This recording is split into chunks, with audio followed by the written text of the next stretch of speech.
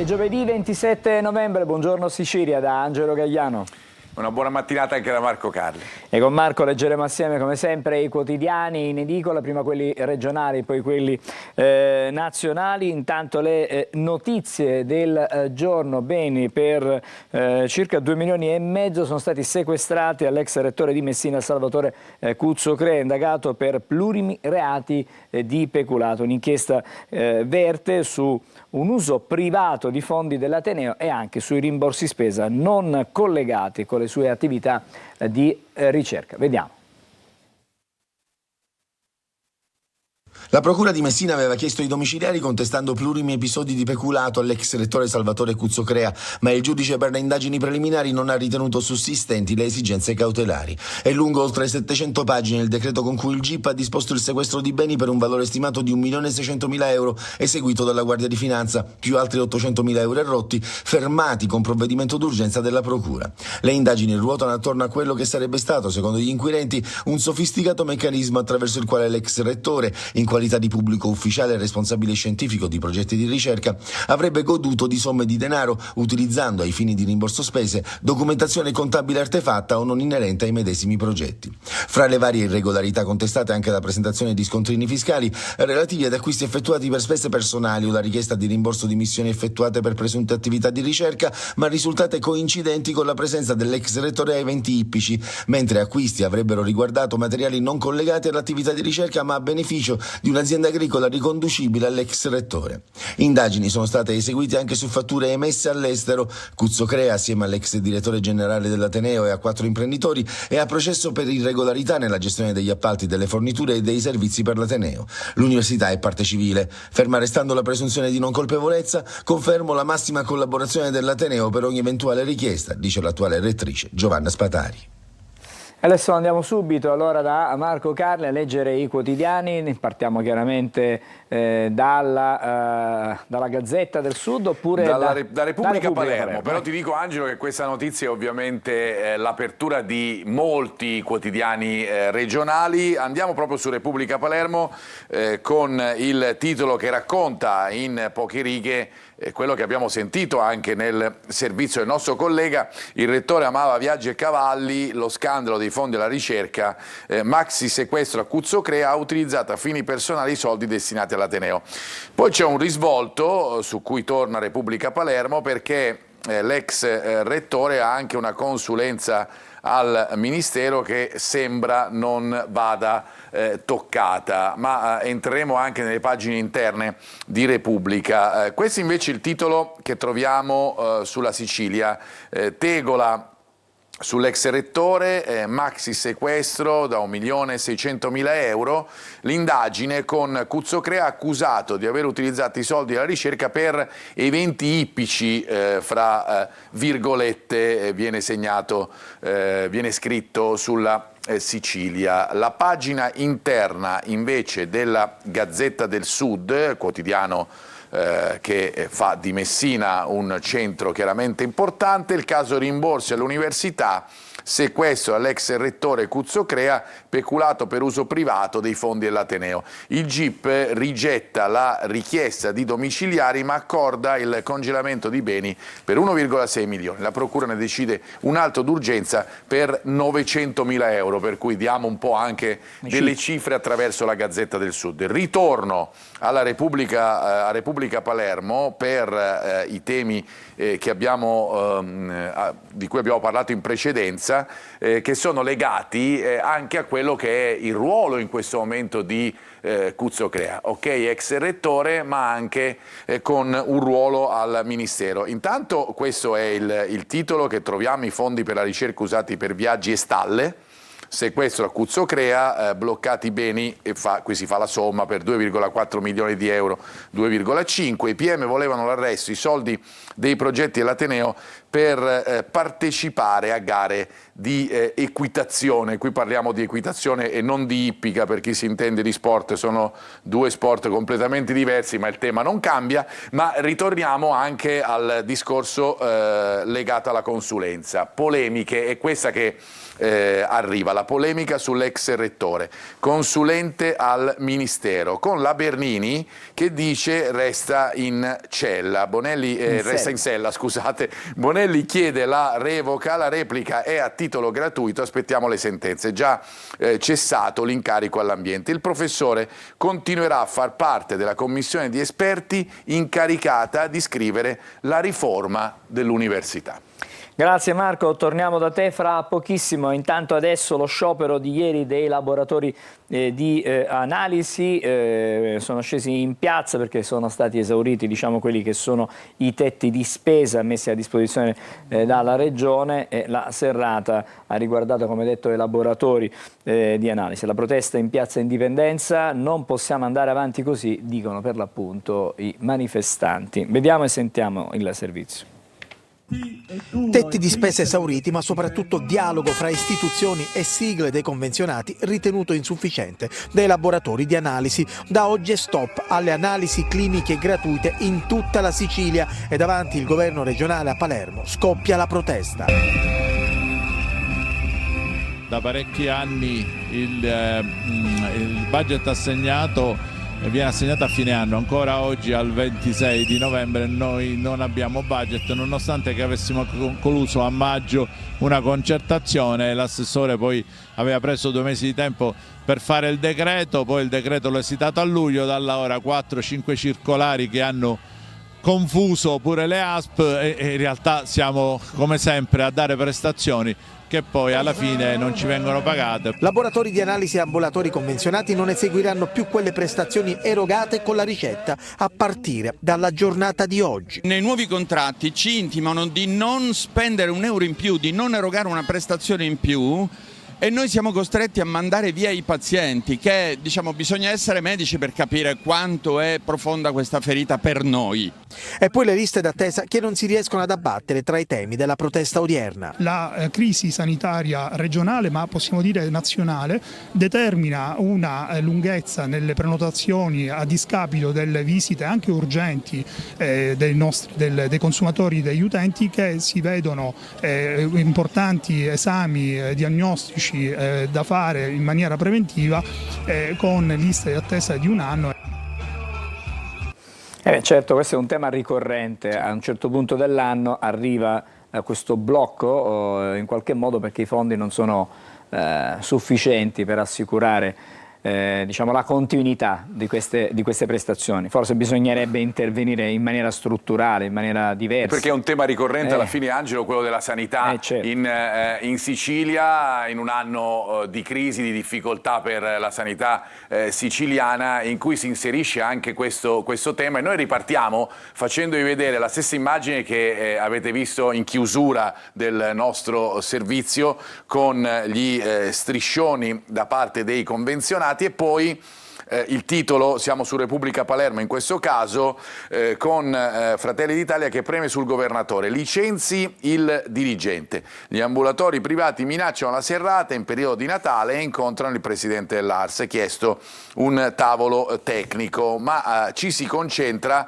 proprio sulla situazione della sanità siciliana e su quello che comporta anche a livello politico, per cui nuova frattura all'interno della maggioranza, in cui si attende ancora l'addio di Salvatore Iacolino. Questo su Repubblica Palermo. Di tenore in parte diverso è il titolo che invece troviamo su Gazzetta del Sud. Questo è il titolo di apertura del pezzo nelle pagine interne del quotidiano messinese e di Reggio Calabria. E tregua, ora si aprono le trattative con le ASP, la serrata di laboratori e studi medici, l'incontro con i vertici della regione e il patto che raffredda la vertenza. Per cui vedete dei temi, la stessa notizia anche in questo caso trattata in modo diverso, con il bilancino in modo diverso dai due giornali. Sulla Gazzetta del Sud si arriva di più a notare appunto quello che può essere la fine della vertenza. Istituito un tavolo di confronto con i rappresentanti di categoria, l'azienda sanitaria ha blindato il concorso per coprire l'assenza di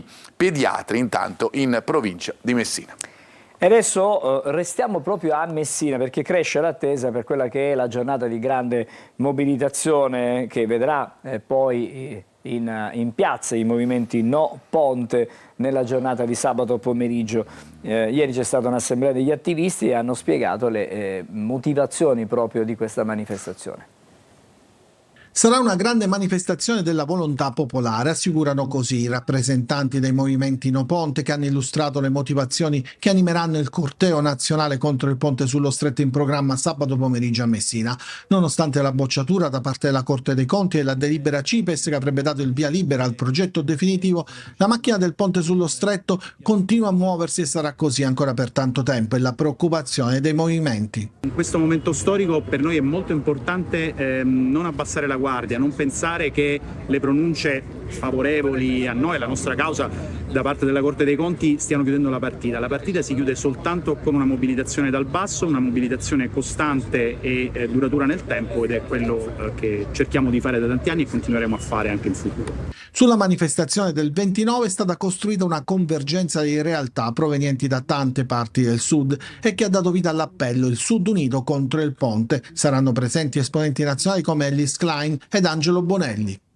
Preparato un appello che è il Sud Unito contro il ponte sullo Stretto, a cui hanno aderito tantissime realtà della Calabria e della Sicilia, e queste qua porteranno le ragioni del Sud, e l'obiettivo è quello di contendere le risorse economiche che in questo momento vengono appostate sul ponte sullo Stretto per avere invece, come diciamo noi nel documento, case, lavoro, sanità e istruzione.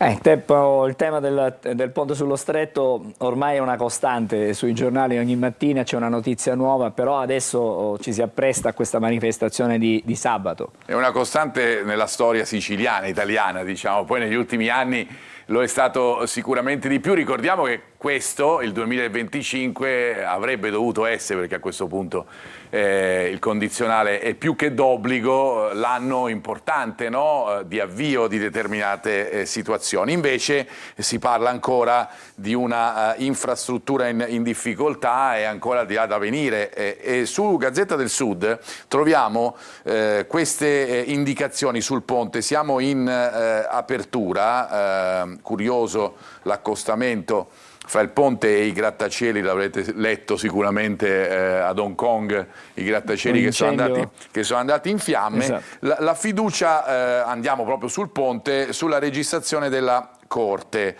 Ciucci alla Camera, a fondo del centro-sinistra. La D della Stretto, sentito in Commissione Insularità, il Movimento 5 Stelle, Meloni lo rimuova. Questo è il testo che troviamo su Gazzetta del Sud. Mentre per quanto riguarda la Sicilia, ecco qui, ritorniamo sempre sull'offensiva del centro-sinistra legata all'infrastruttura che dovrebbe sorgere in Sicilia. Il PD definanzia il ponte sullo Stretto, soldi per opere in Sicilia e Calabria.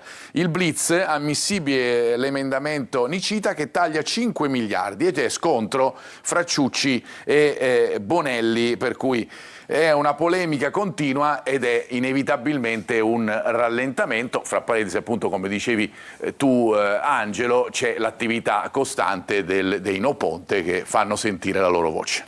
D'accordo, grazie Marco. Adesso invece andiamo in provincia di Agrigento, ad Aragona esattamente. Una giovanissima, una ragazza che oggi ha 19 anni ha trovato il coraggio di raccontare in maniera pubblica lo stupro che ha subito quando aveva appena 11 anni, la storia della sua battaglia giudiziaria che è stata condotta assieme anche all'aiuto della mamma, che poi ha portato alla condanna dei responsabili. Sentiamo proprio la sua testimonianza. Io sono stata vittima di violenza sessuale nel ormai lontano maggio 2015 e avevo solamente 11 anni, quindi oltre che vittima di violenza sessuale sono stata vittima di pedofilia e questo mi ha profondamente turbata. Ovviamente un evento del genere può solamente cambiarti la vita. Una storia di dolore, ma soprattutto di coraggio. Ad Aragona, durante l'incontro dedicato alla giornata contro la violenza sulle donne, Gloria, una ragazza del paese, ha trovato la forza di raccontare lo stupro subito proprio ad Aragona anni fa. Una ferita profonda che non ha però spezzato la sua volontà di reagire, denunciando i suoi stupratori e affrontando fino in fondo il percorso di giustizia. Io e mia mamma abbiamo denunciato, ricordo che non è stata per me una scelta facile allora, d'altronde ero solamente una bambina, però ricordo di averlo fatto non soltanto per proteggere me stessa e chiedere giustizia, ma anche per evitare che ci fossero altre eventuali vittime là fuori. Io non sono stata l'ultima, purtroppo non lo sarò, e per fermare tutto questo, per evitare che molte altre bambine, molte altre donne soffrino, è importante lottare, è importante gridare, urlare a gran voce e non avere paura, non nascondersi dietro la vergogna. Vergognarsi non dobbiamo essere noi vittime, ma solamente chi ci ha stuprato e chi ci ha fatto del male. Oggi Gloria guarda avanti, la sua testimonianza diventa un appello a tutte le donne, non a rimanere sole, chiedere aiuto e denunciare, perché il coraggio di una può aprire la strada al coraggio di tutte. Davvero grande, grandissimo coraggio di questa giovanissima. Torniamo di nuovo alla rassegna stampa regionale con Marco Carli. Perché Angelo, su questo tema ovviamente sono piene le pagine nazionali, perché si discute al Senato, soprattutto ieri c'è stata una discussione importante soprattutto per quanto riguarda il consenso, e sulle pagine nazionali troveremo tante indicazioni in questo senso. Sui quotidiani regionali vi faccio vedere questo servizio, questo articolo che troviamo su Repubblica Palermo. La norma è inapplicabile, la nuova beffa per gli orfani delle vittime di femminicidi. Secondo gli uffici della Regione, la legge approvata dal Parlamento nazionale supera quella votata all'ARS nel 2023. Per cui chiaramente tante idee e tante considerazioni che erano state inserite in quella legge 2 anni fa sarebbero superate dall'eventuale approvazione ovviamente di tutto quello che tornerà poi in commissione a gennaio per quanto riguarda adesso il DDL. Interrogazione del capogruppo del PD Giambona perché si approvi la proroga dei termini per le assunzioni. Andiamo a vedere la prima pagina di Repubblica Palermo, perché oltre al tema di cronaca legato all'ex rettore dell'Università di Messina, troviamo invece la questione politica in Sicilia, e la troviamo proprio nel titolo sotto la testata. Da Salvini, questo è il titolo che troviamo, l'avviso di sfratto a Schifani. Il leader leghista: ho un suggerimento per la Sicilia, l'ipotesi Sudano e il piano di Fratelli d'Italia. È un tema che chiaramente resta importante e viene sottolineato da vari quotidiani. Ad esempio, sulla Sicilia è l'apertura del quotidiano catanese, perché si parla di OPA.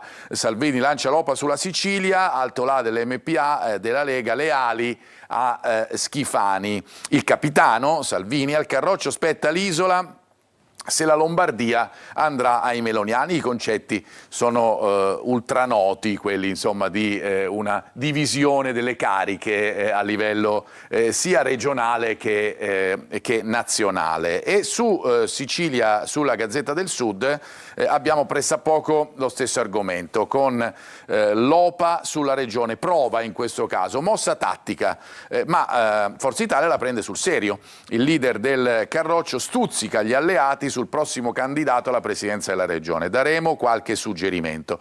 Muro di Forza Italia: non abbiamo bisogno di consigli non richiesti. Qui si entra un po' più nel merito anche di quella che è la discussione interna alla maggioranza, perché poi la realtà è questa. Insorge anche il partito di Lombardo, sortita intempestiva e inopportuna. Insomma, quando Salvini parla sempre qualcosa viene fuori, perché chiaramente c'è la situazione politica che tiene banco in Sicilia ed ha un peso determinante in questa fase. Anche perché, andiamo sul Giornale di Sicilia, vi faccio vedere un'altra prima pagina dei quotidiani regionali, siamo in una situazione legata anche alla manovra. Ne parliamo tanto a livello nazionale, ma una manovra che dà e ha un peso, come sempre, anche a livello regionale. 35 milioni sul piatto in manovra, i soldi per i nuovi aumenti contrattuali, ma non per molti ex precari. È il titolo scelto dal Giornale di Sicilia. Una parte sempre più consistente della prossima manovra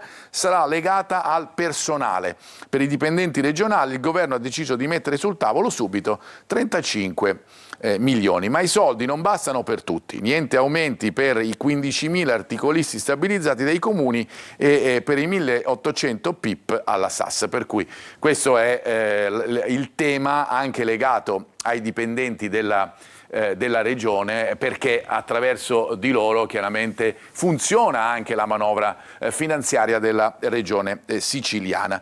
Parliamo poi di un tema completamente diverso, perché ci si interroga soprattutto per quanto riguarda i giovani su come trattenerli sul territorio siciliano e quali possono essere le armi della Sicilia per riuscire a contrastare la cosiddetta fuga di cervelli. Una parte la indica, ad esempio, la Sicilia di Catania. Sicilia agricola, una sfida innovazione, il futuro che parte dai campi e dai giovani.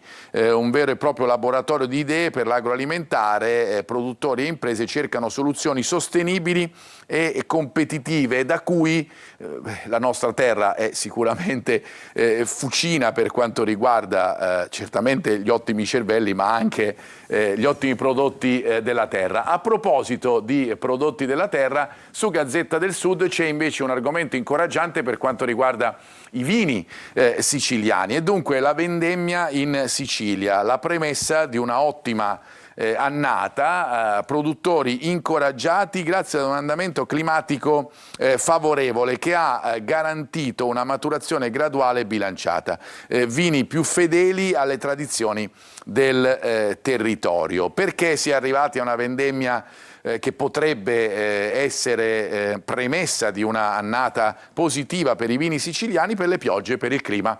Le piogge hanno garantito buone riserve idriche, mentre l'estate senza picchi eccessivi di calore non ha stressato le piante, per cui da questo arriva un dato certamente incoraggiante per quanto riguarda le nostre culture, in questo caso relativo proprio alle viti e alla produzione di vino. Angelo, a te. Grazie Marco. Allora fra poco torniamo da te per la rassegna stampa nazionale, ma intanto noi andiamo a vedere qual è la situazione del traffico questa mattina. Siamo in questo momento sul Tondo Gioieni, situazione abbastanza scorrevole in direzione Ognina, mentre invece in direzione Mister Bianco la situazione è più complessa. Qui siamo su via Vincenzo Giuffrida, traffico abbastanza fluido, non ci sono ingorghi, non ci sono lunghe file, tranne che chiaramente lo stop ai semafori. Altra parte della circonvallazione, vedete, in direzione Ognina la situazione è decisamente più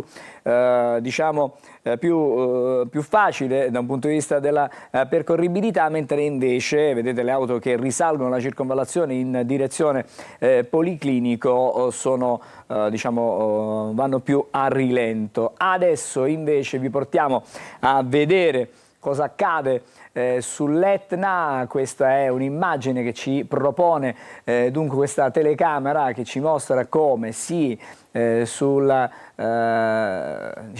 proprio nella sommità del vulcano ci siano ancora delle tracce di neve. Nei giorni scorsi c'è stato un accumulo più significativo. Questa è un'immagine dell'Etna che vediamo da Catania, mentre invece da Taormina quello che non vediamo in questo momento è certamente il vulcano. Sono tante nuvole nella parte che ci restituisce Taormina. Dal lato di Taormina il golfo della Perla dello Ionio, quello che ci restituisce sarebbe una bellissima cartolina della nostra Sicilia. Adesso ci dobbiamo fermare perché fra poco riprenderemo a leggere i giornali, lo faremo assieme a Marco Carli. I giornali saranno stavolta quelli nazionali, con le notizie che arrivano non solo dall'Italia ma anche dal resto del mondo. Cercheremo di capire se ci sono sviluppi su Hong Kong, dove il bilancio adesso aggiornato è di 55 morti in questo incendio che si è sviluppato, che ha coinvolto diversi grattacieli, e poi cercheremo di capire cos'è effettivamente capitato a Washington, dove c'è stata una sparatoria, coinvolti anche 2 militari della Guardia Nazionale. Tutto questo fra pochissimo insieme a noi a Buongiorno Sicilia.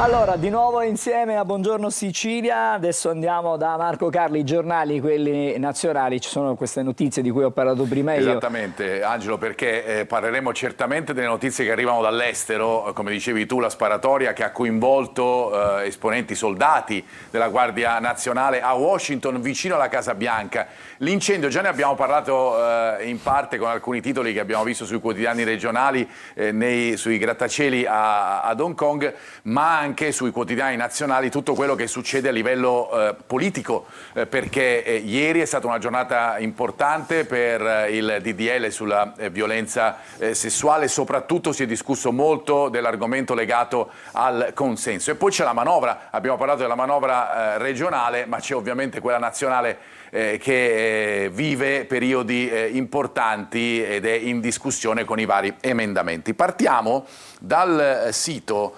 dell'ANSA perché vi faccio vedere un po' le ultime legate a quello che è successo negli Stati Uniti e ad Hong Kong. Spari a Washington, 2 soldati in condizioni critiche, questo leggiamo sull'ANSA. Il direttore dell'FBI smentisce la morte però.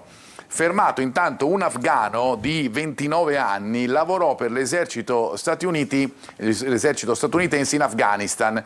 Sarebbe arrivato proprio in America nel 2021 con i permessi speciali forniti dall'amministrazione di Joe Biden dopo il ritiro delle truppe americane dall'Afghanistan. Trump parla di atto di terrore e malvagità. Ricordiamo anche il luogo, che è un luogo importante perché siamo vicini alla Casa Bianca, siamo nella capitale degli Stati Uniti. E poi l'ultima ora che vi leggiamo sul bilancio dei morti dell'incendio di Hong Kong. Fa impressione queste torri molto simili l'una all'altra, tutte invase dalle fiamme. Il violento incendio che ha devastato Hong Kong, 7 delle 8 torri residenziali, di queste torri appunto dove abitano tante persone, ha causato finora un totale di 55 morti, di cui 4 dopo il ricovero d'urgenza in ospedale. È l'ultimo bollettino diffuso dai vigili del fuoco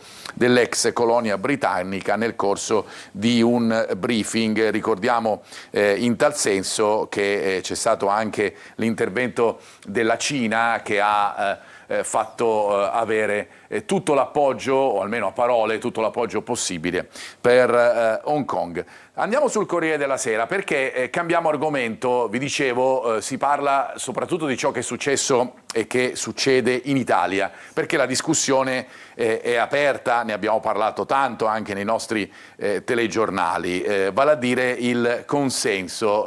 Faremo la legge, no di Salvini alla proposta sulle violenze, scatena vendette.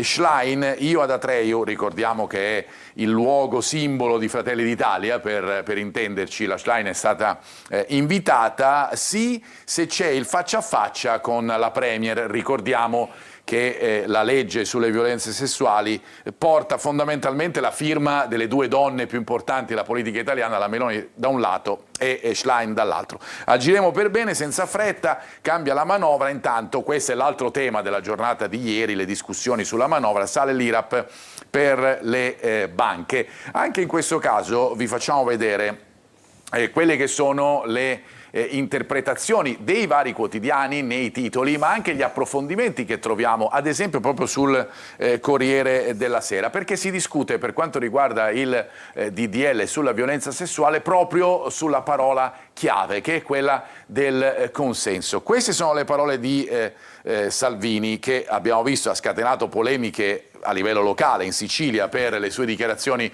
sulla regione, su Schifani. Queste sono dichiarazioni ancora più forti legate al consenso. Il consenso libero dà spazio a vendette. Salvini alza il tiro e l'opposizione ovviamente attacca. Fratelli d'Italia, Schlein invitata da Treio, ve l'avevamo detto, vado se la leader si confronta con me. Il tema resta ovviamente lo stesso, perché da sinistra, dal centro-sinistra, si chiede il rispetto del patto, dell'accordo, perché è una delle poche leggi che vedrebbe una doppia firma di maggioranza e opposizione, il classico bipartisan di cui ultimamente difficilmente si sente parlare in Italia. La linea di Meloni riguardo alla norma, la leggiamo anche questa sul Corriere, la norma si farà ma va scritta bene. La Premier, mai un'intesa per uno scambio politico. Questo è il tema che troviamo sempre sul Corriere della Sera. Per chiudere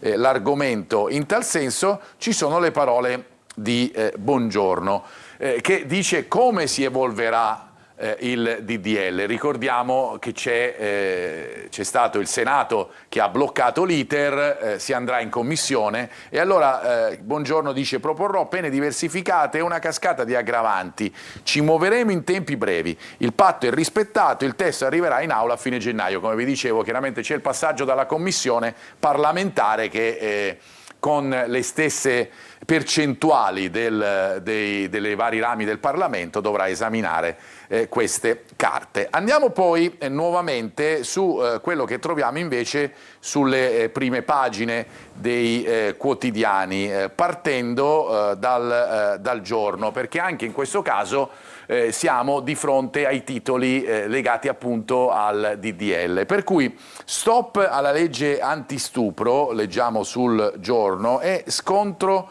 sul consenso.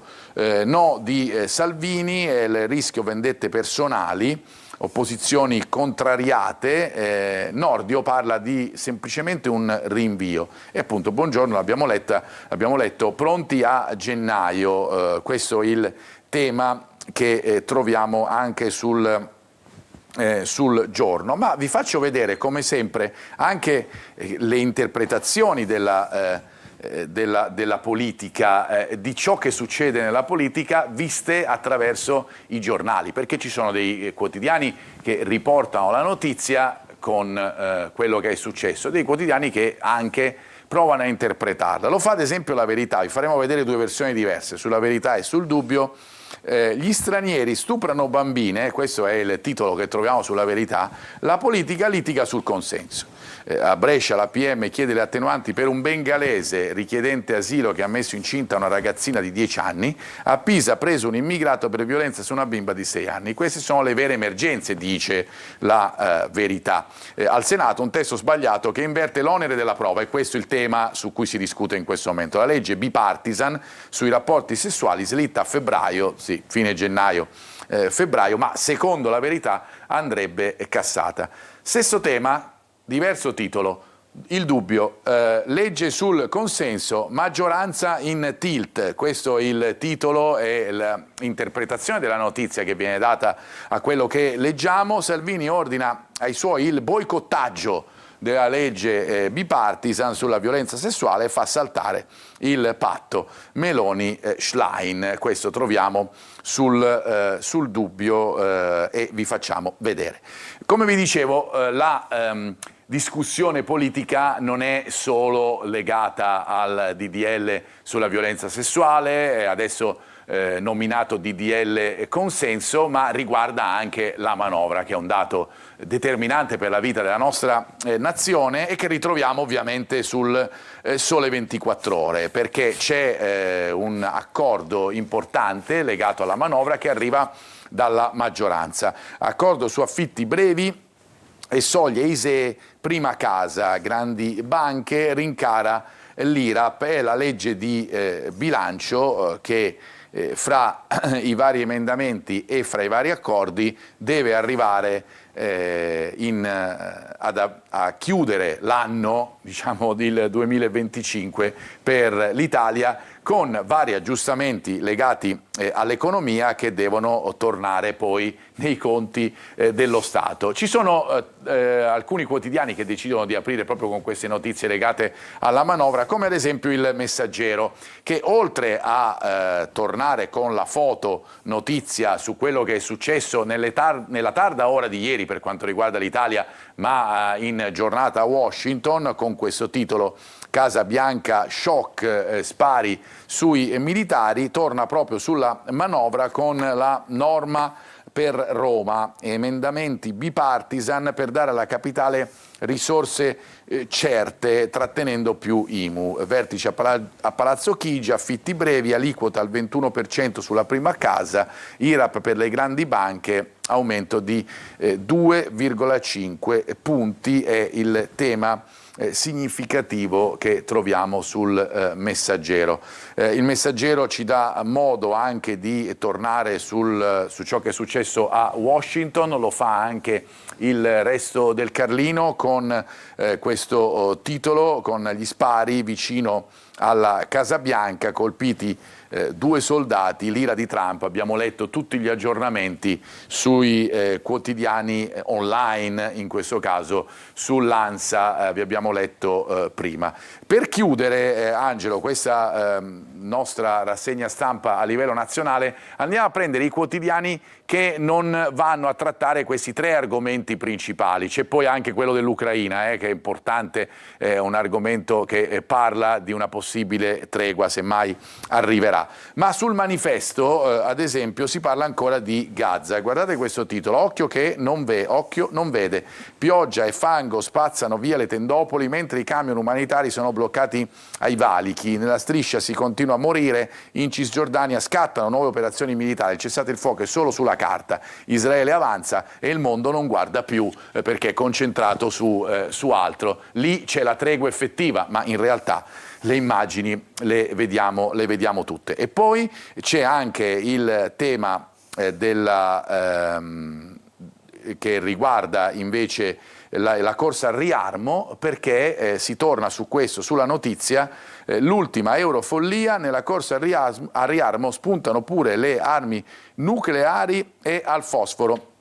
Altro tema determinante che riguarda la nostra Europa in un momento in cui sembra fuori da alcune trattative che riguardano soprattutto la possibile pace in Ucraina, però si parla appunto del riarmo soprattutto in Germania ma in tutte le nazioni europee, e questi temi vengono affrontati e sono l'apertura di alcuni quotidiani come La Notizia. Angelo, grazie allora a Marco Carli, con te ci ritroviamo più avanti nel corso della mattinata. Intanto ci fermiamo ancora e fra poco attiviamo il primo dei collegamenti di stamattina, andiamo a Messina da Francesco Triolo. Tutto questo fra pochissimo.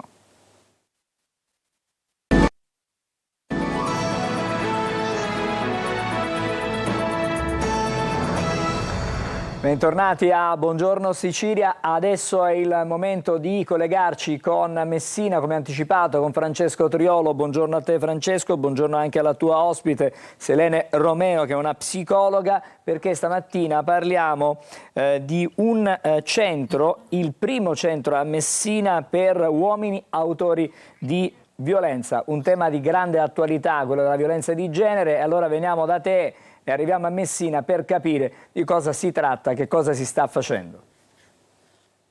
Sì, buongiorno Angelo, buongiorno, accanto a me l'hai presentata tu, Selene Romeo, una psicologa responsabile del centro dell'associazione Eva Luna, che guarda alla violenza di genere da un'altra prospettiva. Esatto, dottoressa, si parla sempre di violenza sulle donne, ma voi affrontate il problema probabilmente alla radice cercando di prevenirlo, ma anche di aiutare chi effettua queste violenze.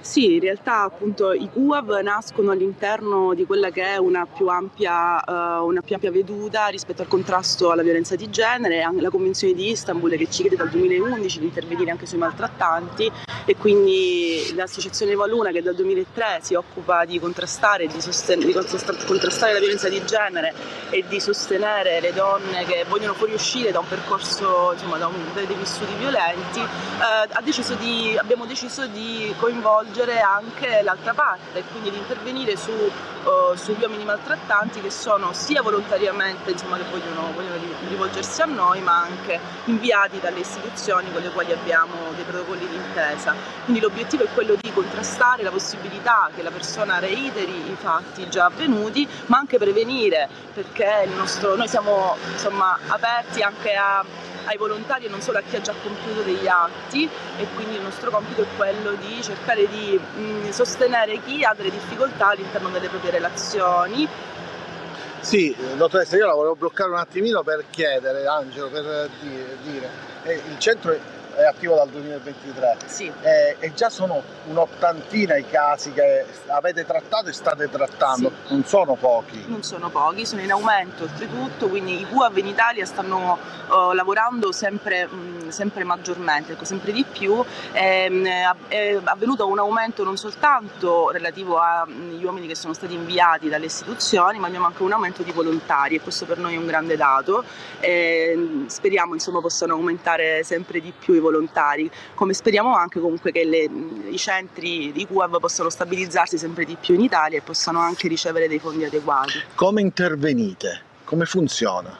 Allora, noi proponiamo, intanto siamo un'equipe principalmente composta da psicologi, e quindi noi proponiamo dei percorsi psicoeducativi che lavoriamo sia in regime individuale che in regime di gruppo, ma preferiamo in questo momento, finché le risorse ce lo consentono, di fare una presa in carico il più possibile individualizzata. Quindi noi proponiamo dei percorsi psicoeducativi della durata che va dai 9 mesi ad un anno, per insomma, aiutare chi si trova in queste situazioni ad avere maggiore dimestichezza con il proprio mondo emotivo, e quindi anche a responsabilizzarsi soprattutto rispetto alle azioni che ha compiuto. I risultati?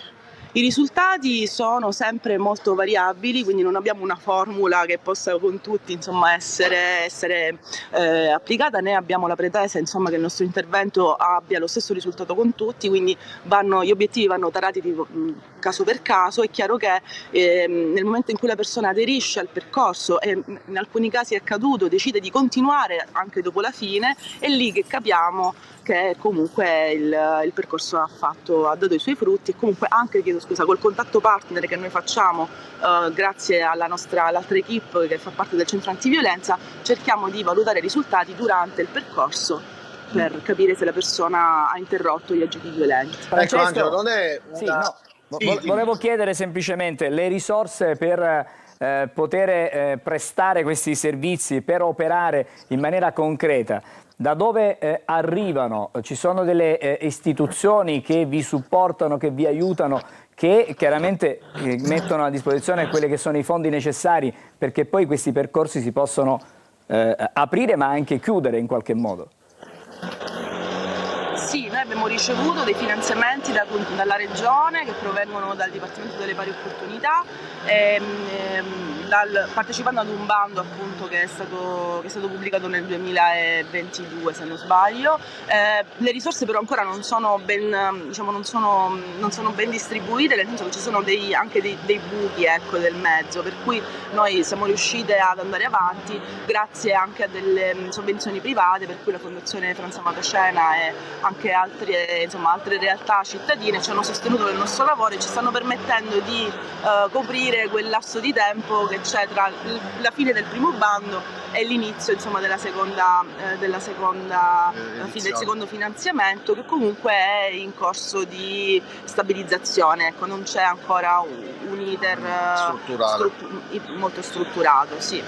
Angelo, l'aiuto non è solo per gli uomini, naturalmente poi ricade anche sulle donne, sulla famiglia. Chiaro, perché insomma il nostro obiettivo, spesse volte la parola aiutare associata all'uomo fa un po' come dire, fa mostrare un effetto quando si parla di violenza di genere. Di fatto la presa in carico dell'uomo per noi rappresenta la possibilità di proteggere o comunque di poter prevenire che gli atti violenti possano reiterarsi e quindi ripresentarsi, ma si tratta anche di un lavoro di monitoraggio, uno sguardo più attento a quella non soltanto che è quindi la persona, l'individuo, ma anche a tutte le sue relazioni. Quindi cerchiamo di fare una valutazione del rischio di reiterazione della recidiva siamo in diretta, capiamo che ci sono dei rumori attorno a voi, questo lo immaginiamo. Sì, ma ora ti spiego il perché, guarda, ti porto man mano, perché non è un caso che siamo qui davanti al cortile interno del rettorato di Messina, perché tra poco meno di 2 ore qui ci sarà una grande cerimonia per intitolare questo spazio, questa scalinata molto frequentata dagli studenti, a Sara Campanella e Lorena a 40 e verrà consegnata la laurea honoris causa in giurisprudenza all'attrice Paola Cortellesi. Quindi ci sono i lavori di preparazione per quello che poi sarà all'evento proprio ufficiale con l'iniziativa per togliere il velo a quella statua, a quel monumento che ricorderà sia Lorena 40 che Sara Campanella. Come sai sono stati 2 morti che hanno causato molto sgomento in città, a Messina, ma non solo. Sì, allora torniamo brevemente, così andiamo a chiudere il nostro collegamento perché i tempi, come sai, sono molto ristretti. I vostri corsi hanno, diciamo, una cadenza quotidiana, settimanale, si svolgono di mattina, di pomeriggio, oppure c'è la possibilità magari di modellare a secondo delle esigenze di chi interviene a queste vostre sedute? Sì, allora noi abbiamo, i nostri percorsi sono sia individuali che di gruppo, per alcune tipologie di utenza ci siamo dovuti adattare alla normativa e quindi eroghiamo 2 incontri settimanali per alcune tipologie di utenza, per una certa tipologia di utenza, a tutto il resto insomma, delle persone proponiamo un incontro settimanale intanto in regime individuale. Facciamo anche dei lavori di gruppo che sono specifici per chi deve fare 2 incontri settimanali.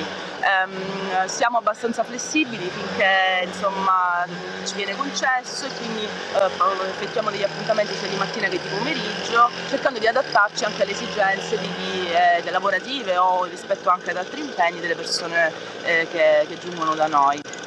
Bene, bene, grazie allora a Francesco Triolo da Messina, assieme a lui anche la dottoressa, la psicologa Selene Romeo. Ci racconterai nel telegiornale chiaramente quanto avverrà oggi, quanto avviene oggi a Messina, fra qualche ora, proprio dove ti trovi in questo momento. Grazie ancora, una buona giornata e adesso noi buona giornata. Sì, ci dobbiamo fermare perché vedo già collegata con noi da Ragusa la nostra Veronica Barbarino, ma vedo anche collegata da un'altra località, adesso cercheremo di capire da dove, Elisa Consiglio, che è una studentessa,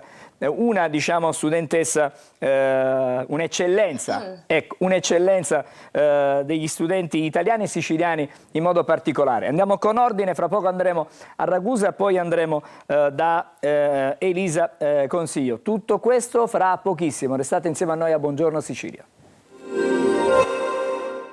Ben trovati da Clara Ventura di Trebi Meteo. Nella giornata di giovedì una zona di bassa pressione sarà ancora responsabile di fenomeni a carattere sparso, specie sul medio Adriatico e al sud Italia, sole invece protagonista altrove. Sulla Sicilia sarà una giornata piuttosto variabile, non mancherà il sole, ma come possiamo notare avremo qualche disturbo specialmente sul versante tirrenico e a tratti anche sul versante occidentale con precipitazioni a carattere sparso.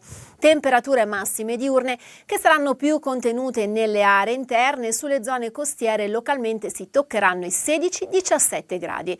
E così il contesto risulterà ancora a tratti variabile nella giornata di venerdì, contesto in gran parte stabile ad eccezione del versante tirrenico e ancora una volta del versante occidentale, dove avremo dei piovaschi sparsi. Tutti i dettagli in merito come sempre sull'app di Trebi Meteo.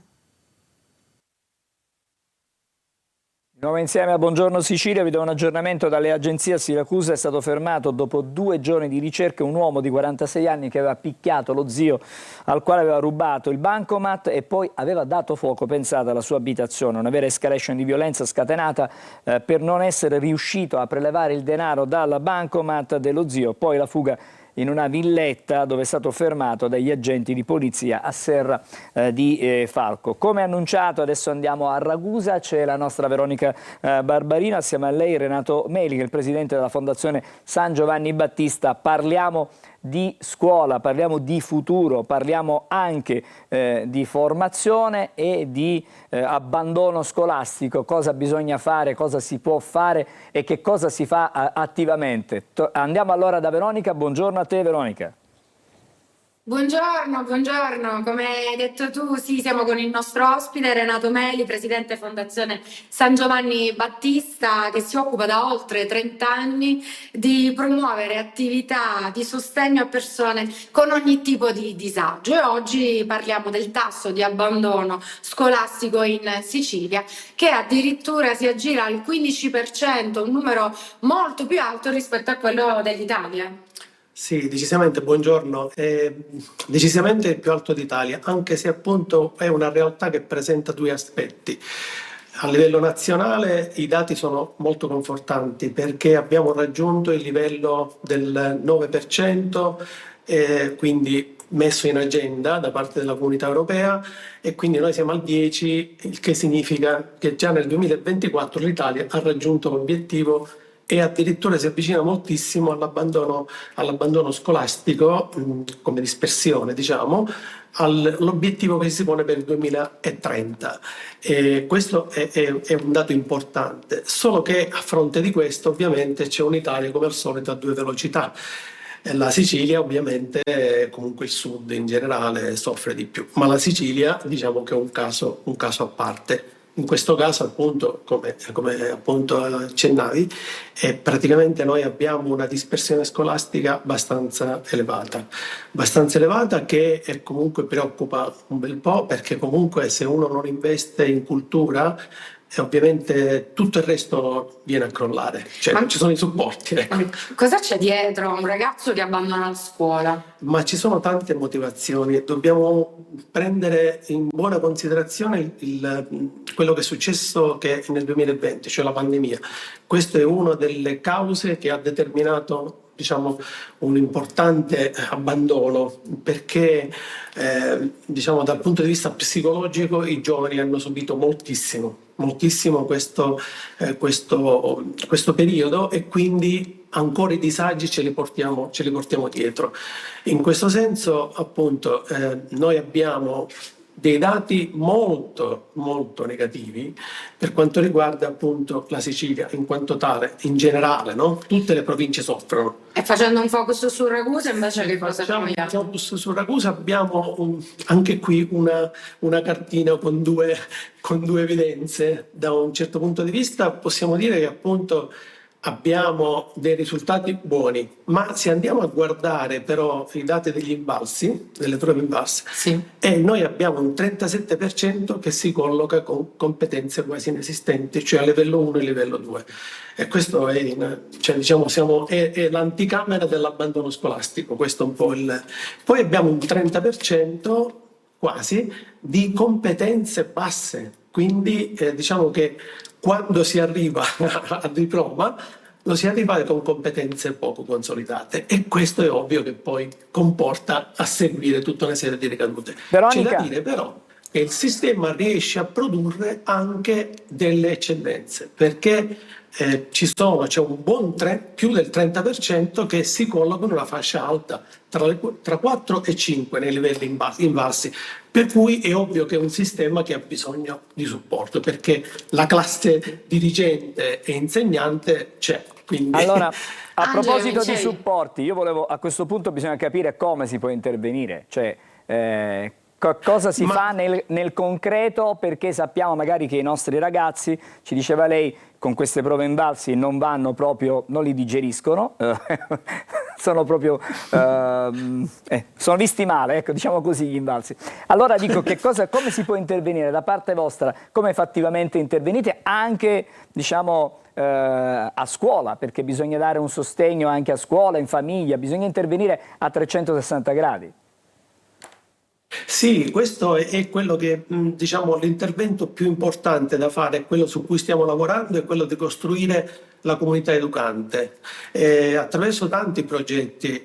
Uno di questi è quello di AGIA, dell'Agenzia per l'Infanzia e l'Adolescenza, e Ragusa è uno tra i 4 comuni italiani, o meglio la fondazione, diciamo che è stata premiata dall'Agenzia perché uno dei 4 progetti finanziati a livello nazionale è quello di fondazione.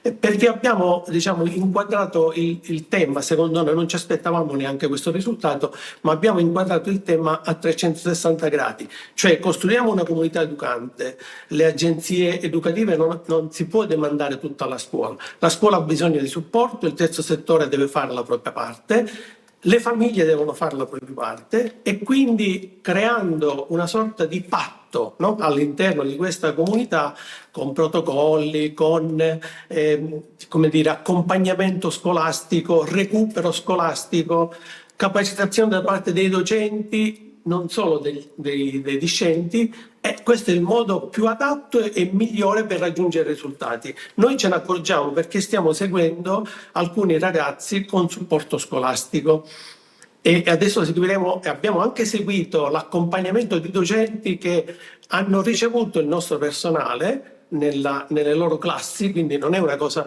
molto semplice, attenzione, perché questa cosa è importante, ma chi ha capito questo valore aggiunto ha ottenuto risultati importanti e ci chiedono di ripetere l'intervento, quindi diciamo che la strada è un po' tracciata, bisogna solo percorrere e far sì che tutti ci mettiamo, diciamo, come dire, all'opera in questa direzione, perché c'è questa possibilità. Quindi voi orientate e accompagnate i ragazzi, soprattutto quelli a rischio di marginalità. Assolutamente sì, perché diciamo che come dire, la scuola è fondamentale. Se il paese non investe in formazione, è una scuola che non, diciamo, è una società che non investe sul proprio futuro.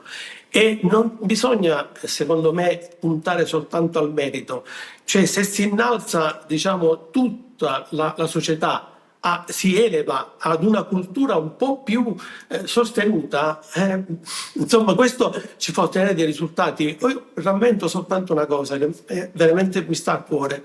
C'era un personaggio famoso che sicuramente tutti conoscete, che era Gesualdo Bufalino. Gesualdo Bufalino in una frase diceva questo: chi ci salverà dalla mafia?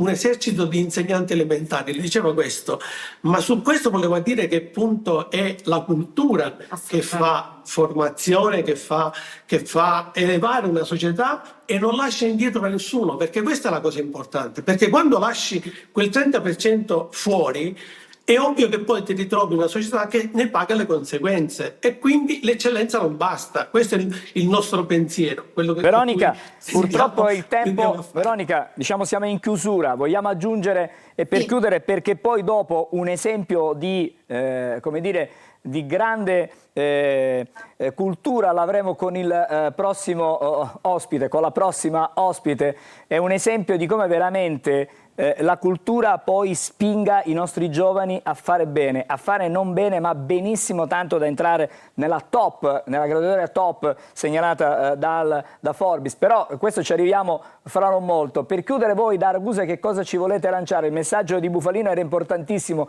diciamo prima, le prossime attività cosa state organizzando? Avete qualcosa già in programma? Però in 30 secondi ci dovete raccontare tutto.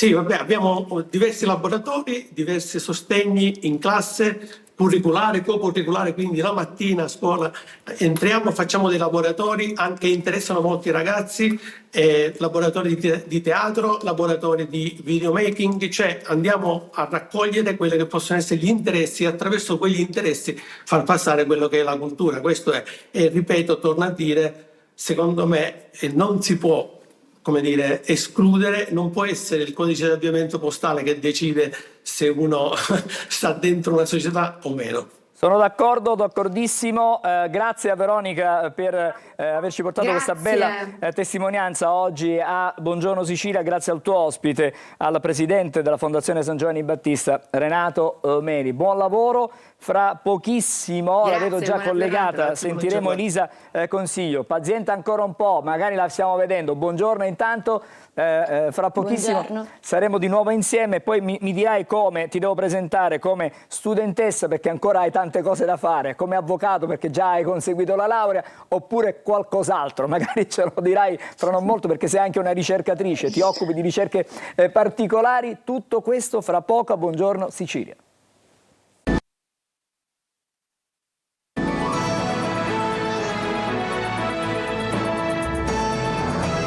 Di nuovo con Buongiorno Sicilia, adesso l'abbiamo già conosciuta, seppur brevemente, diamo la buona giornata a Elisa Consiglio. Buongiorno. Buongiorno a tutti. Grazie allora per essere con noi. Allora, dicevo prima, avvocato, certamente laureata in legge, quindi dottoressa in legge. Ma sei ancora una studentessa perché mi stai dicendo che stai frequentando adesso un master di secondo livello a Milano per fare cosa? E poi magari cerchiamo di capire cosa significa questo riconoscimento che tu hai avuto, perché sei nella graduatoria top delle migliori laureate, dei migliori laureati, comunque una classifica speciale che è stata poi svelata a Milano da una famosissima rivista. Allora, come si arriva dove sei arrivata tu? Prima abbiamo sentito che i ragazzi hanno difficoltà, i ragazzi del Sud hanno difficoltà con le prove invalsi. Tu sei un'eccellenza, rappresenti veramente l'eccellenza da un punto di vista dello studio. Sei partita da Siracusa, però hai attraversato, ho visto un po' tutta, non solo l'Italia, ma anche l'Europa. Adesso ti accingi a fare altro, fra pochissimo. Sì, allora, buongiorno innanzitutto, come ho detto prima, io sono Elisa Consiglio e sono di Siracusa, attualmente mi trovo a Milano per frequentare un master di secondo livello presso l'Università Bocconi e a gennaio mi trasferirò a Londra per proseguire appunto il master. Diciamo che a 18 anni mi sono spostata da Siracusa, ho frequentato giurisprudenza, inizialmente a Milano, dopodiché mi sono trasferita a Roma, dove il 6 ottobre ho conseguito il mio titolo di studi, quindi sono ufficialmente una dottoressa in giurisprudenza e adesso appunto mi trovo in Milano, poi mi trasferirò a Londra e diciamo durante questi anni mi sono spostata sia a Londra per una summer school estiva e poi il progetto diciamo che mi ha dato la possibilità di vincere il premio è stato creato in Olanda. Quindi sì, mi sono un po' spostata. A proposito dell'Olanda, tu sei stata a studiare in una università di Tilburg, nei Paesi Bassi, come dicevi tu, per un progetto molto interessante, fatto assieme anche ad altri tuoi, diciamo, coetanei, colleghi, diciamo, della materia. Sì, io sono stata, ho avuto l'onore di partecipare a questo...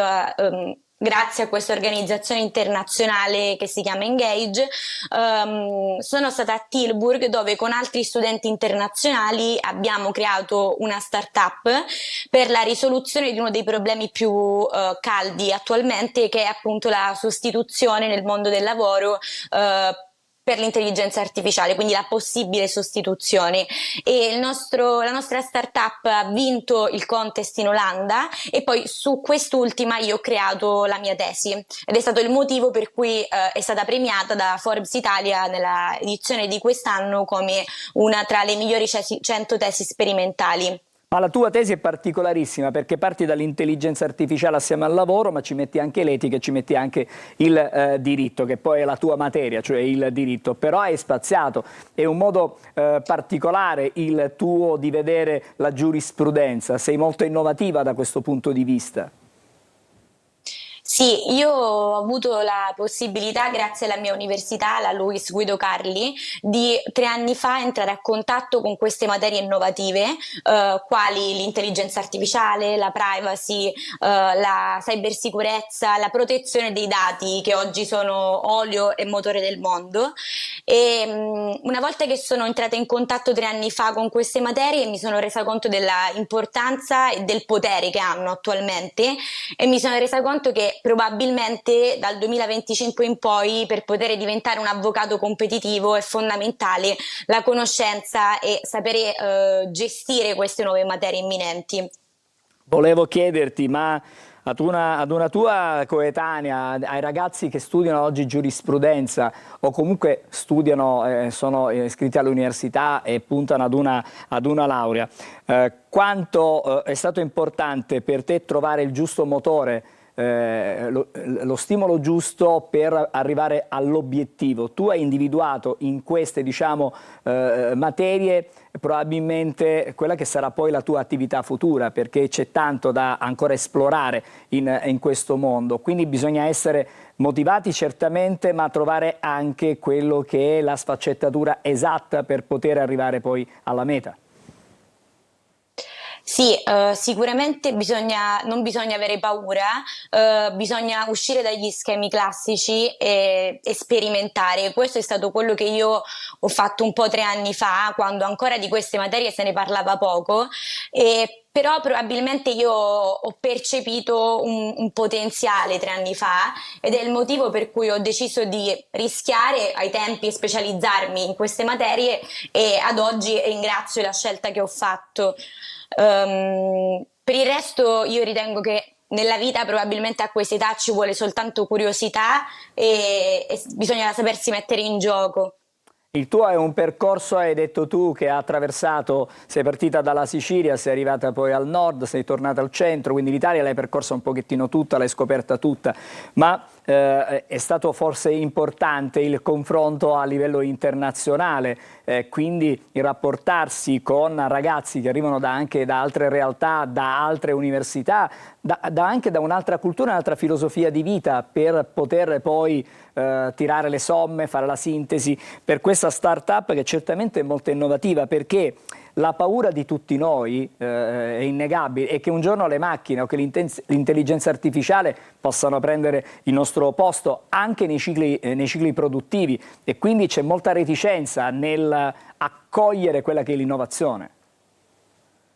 Assolutamente sì. Per quanto riguarda la prima domanda, io ritengo che l'ambiente internazionale sia estremamente stimolante, ed è il motivo per cui ho deciso di proseguire i miei studi tornando a Londra dopo esserci già stata, perché ho la possibilità di confrontarmi con persone che hanno un background e teste ed esperienze completamente diverse, e questo è un approccio sicuramente vincente, quindi il confronto con culture diverse.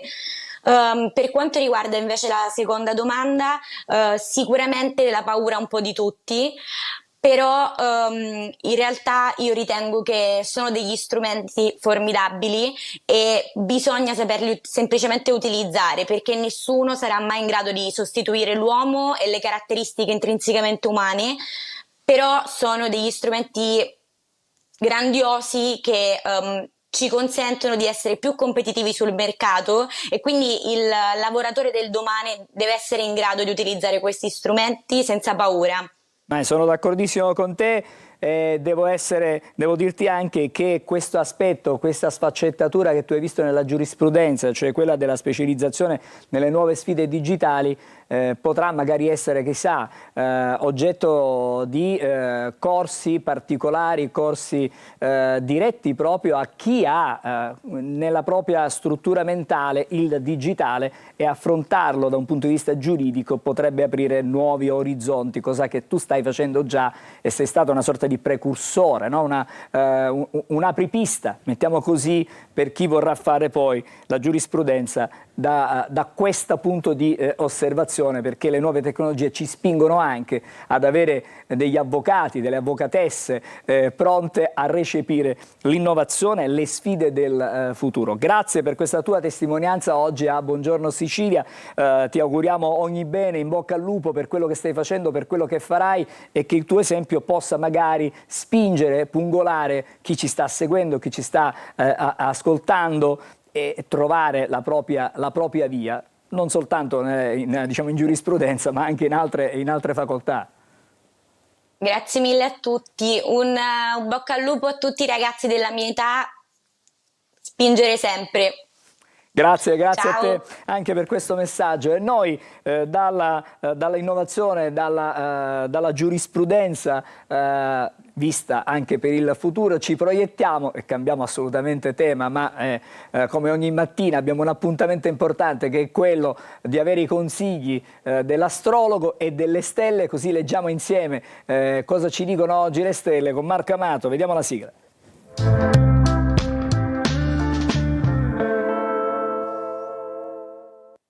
Buongiorno e ben trovato a Marco Amato. Allora, abbiamo sentito una giovanissima che ha voglia di emergere e ha dato anche un bel segnale ai coetanei e alle coetanee. Stamattina cosa ci dicono le stelle, Marco? Oggi vi parlo anch'io di altre forme di intelligenza, ovvero mi ha ispirato moltissimo a analizzare un po' il segno dei Gemelli con il suo argento vivo, il suo acume e la sua intelligenza in un'attrice che sta interpretando un ruolo molto particolare, per cui c'è grande attesa.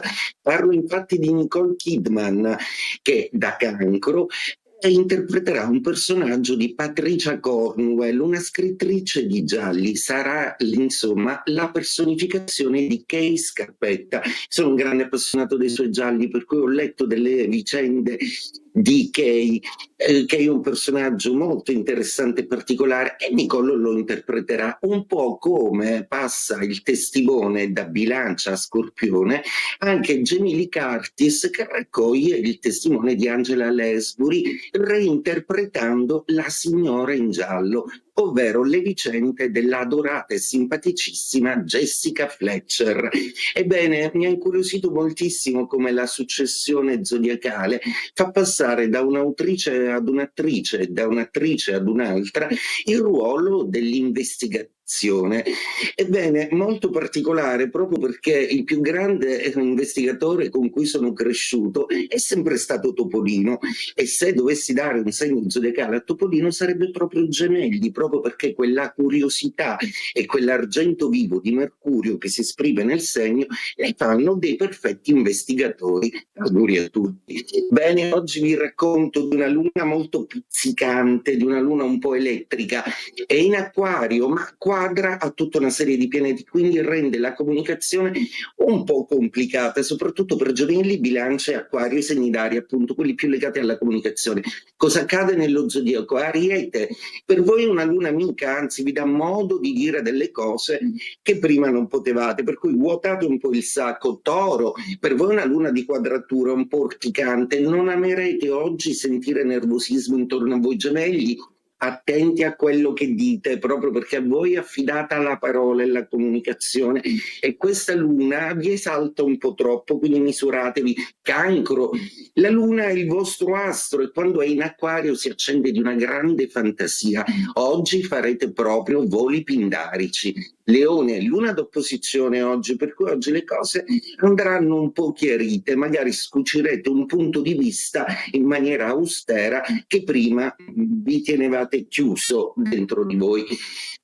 Vergine è una luna molto dinamica, proprio perché vi dà delle idee innovative e vi mette nelle condizioni di poter progettare un po' meglio. Bilancia, e sarà complicato oggi prendere accordi e non sempre tutto può essere armonico. Scorpione, luna di quadratura per voi è una luna a cui non piacerà dover comunicare per forza a livello affettivo, come se le cose vi fossero estorte, non vi piace. Sagittario, oggi è una giornata molto dinamica e divertente, basata sull'amicizia e la comunicazione, baldanzosa come sempre per voi questa luna che vi accende un po' di comunicazione, logorroici un po' a volte. Capricorno, per voi è una luna oggettiva che dà prospettive lucide e chiare, che finalmente vi permette di mettere i puntini sulle i e di nomenclare come inaffidabili alcune persone. Acquario, la luna oggi è nei vostri gradi e crea grandi tensioni, ci penserà Plutone però a trasformare tutto in un'occasione, oggi un po' opportunisti.